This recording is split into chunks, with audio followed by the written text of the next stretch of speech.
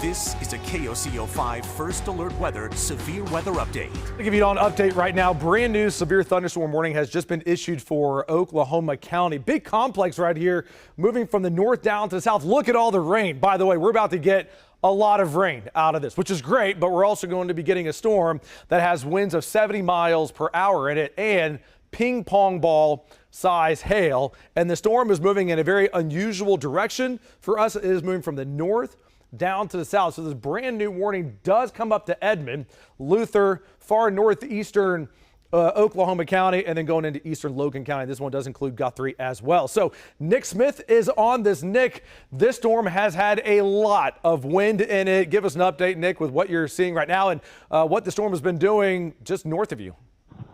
Yeah, so right now, Damon, I'm on I-35. I'm about 6 miles northeast of Guthrie, and up here in Logan County. And what's crazy is, Damon, this thing has picked up in speed. It is moving faster to the south, but just up the road about, probably 5 or 6 miles, we're getting reports of quite a few semis where the police are struggling to keep them all the reports straight, but there are a ton of semis that have been blown over by these strong winds, anywhere from 70 plus miles an hour, that are blowing around just near the Perry and in between where the Stillwater exit is, just to my north right now. But we have seen this storm lose a little bit of umph from the structure side, but it looks like it's becoming a little bit more outflow dominant, which is going to push those winds out a little bit more, and maybe we might get a microburst here in a little while too. So definitely, if this is coming towards you, if you're on the northeast side of the metro, man, heads up, it's coming.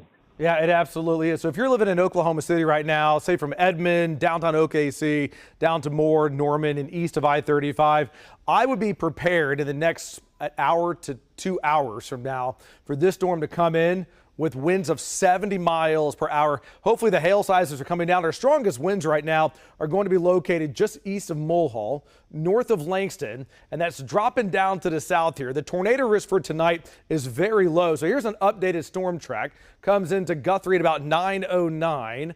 Then we'll get down towards, let's see, Lake Hiawassee here at 9:59. Arcadia around 10, Jones about 10:25. If the storm picks up speed, it may come in just a little bit faster than that. But now on the other side, hey, we're getting a ton of rain, by the way. Look at all the rain that's on here.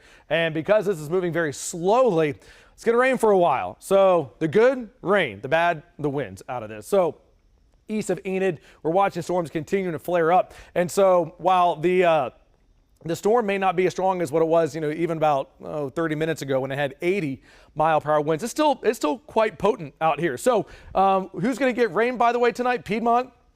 There's a chance you'll get some rain in here. Edmond for sure. OKC, definitely, especially east of Oklahoma City. Shawnee, Prague, absolutely as well, as this complex continues to drop down to the south with some really strong winds in it. It is warned right now for ping pong ball size hail, and so that's certainly one that we'll have to watch. But otherwise, the strongest core is going to be over Coyle right now and just south of Stillwater. Stillwater, you're getting the rain, but this is where the most intense part of the storm is going to be located right here as it continues to drop down to the south and even a little bit to the southwest. So bottom line is that while the storm may not be as strong as it was, even just a little while ago, it's still pretty significant. Sun is now setting, and so this storm is likely going to persist for a bit after sunset because it is so hot and so humid out there right now. So this storm has quite a bit of energy to work with, but at least the intensity appears to have come down just a little bit. So we're going to continue to watch this as the storm continues to drop down to the south. So we have Nick out right now. We have Shane. By the way, look at Shane's picture right here